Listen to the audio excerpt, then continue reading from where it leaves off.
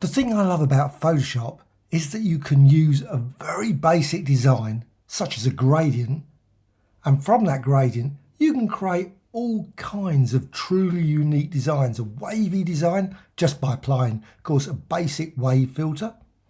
But you can also use filters such as neural filters combined. And I think neural filters are really some of those powerful features in Photoshop. They've got a lot of quirks, but they're really worth checking out. And you can see as I go through this video, from the gradient to a wave filter, then to the end result, you can create powerful designs. So let's just get started with that basic gradient tool. And that's all you need to do. Classic gradient applied to a layer with some transparency. I'm going to start with a white background.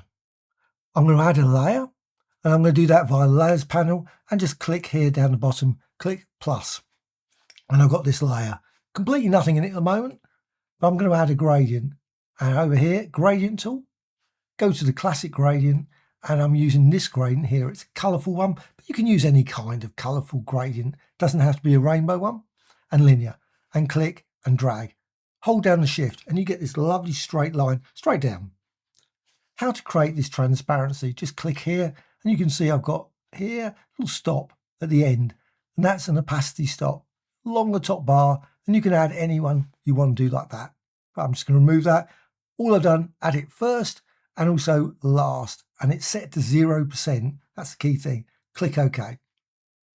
Now this can be any size. I've made it fairly big. You can of course vary it in all kinds of ways, but it's got lots of colours in it. Hold down the Alt Option key and you can duplicate this. And I'm just going to drag this along. Now I'm just going to make the overlaps. It just overlaps it a bit so I don't get any white lines appearing. And then I can drag here over all of them and just drag. Now this always goes wrong. Sometimes it just, and see, you can see straight away I've got a white line there. So I'll just move them along a bit and just move that out of the way, because always blocks the actual creation of that gradient. Again, I just move it there. However many times I do this with the snapping, there always seems to generate a white line in the middle. You can see the white line there. So I'm just going to now resize this. I'm going to resize this one the other way. Okay, so I've got this, and you could create all kinds of different designs. You don't have to do this. You could also, of course, use the gradient tool itself to create something like this by adding lots of stops. Then layer and flatten image. Now I'm going to apply a filter effect to it, which is this one, filter and distort and wave. Wave's a great one. You can just set it all kinds of things, but my favorite one is set to 1 here. Set this to 1. I mean, you can put it up, but as soon as you do that, you can see you get a really rough, all over the place gradient. I want it at 1. And also amplitude, you can change that. I want it wrap around, so you can see it feels lovely like that. And sign, click OK. So I've got this.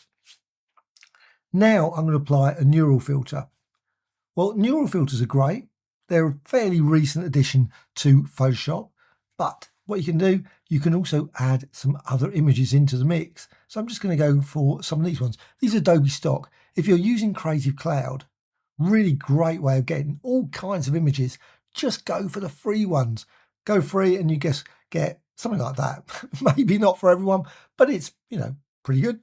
And also another one here, and I'm just going to open that. So obviously a scene of London. Okay, so I've got those.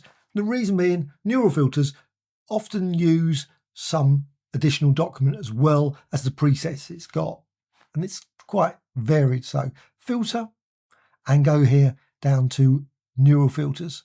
Now you could apply some other filter effects as well, maybe go for sort of a stylized oil paint and those sort of things if you want a blurry effect.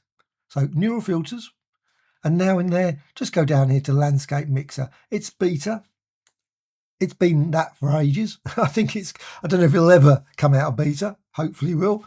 But you click here and it's become active. That's the key thing. Make certain it's active. Otherwise it just won't do. You can go over here and just click on these and nothing will happen. But if you click on it, it will process it. It says processing on device, and you get this, which I think is pretty unique, weird and wonderful gradient, very quickly generated from this image over here. And I'm clicking any of these buttons and you can just click another one. Now sometimes the weird thing is it doesn't actually seem like it's doing anything. I have found that when I click some of these, maybe that's why it's in beta. But you can click on there and you say this one, processing on device, creates a sort of desert scene. It's got a desert in it, it's got some mountains, so you've got this lovely desert scene there. However, I think the true strength of it is some of these ones. So if you push day up, you can change that. Not certain that does look really like a day in the desert, maybe. And you can go to custom. But now you can select image and you can see you've got these ones. Now I've got two open here and I can only see one here, which is very odd. Anyway, I'm just going to use this one. Don't know why it's leaving the other one out. It doesn't seem to like it. Maybe the size of the file is too big or something. Not certain. However, again, you can use this and manipulate this. And I'm just going to change the day. I can modify the strength. And again, it will process on the device and you'll get a different result again. And you can just keep trying different settings. Maybe go with autumn. I love just to mess around. I always feel that there should be a feature for randomizing this. But I'm going to go with that. I think that looks a great design.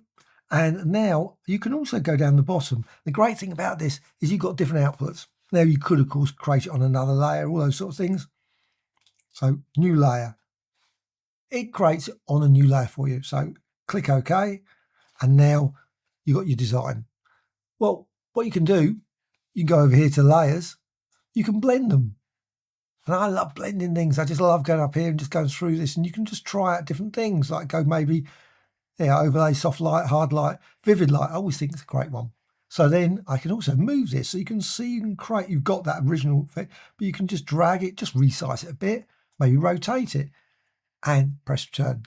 And then layer and then flatten image. And of course you can repeat this multiple times. Maybe again go to filter, maybe just try and apply neural filters again, just using the settings you've had already. So just apply it and it will be applied to this image.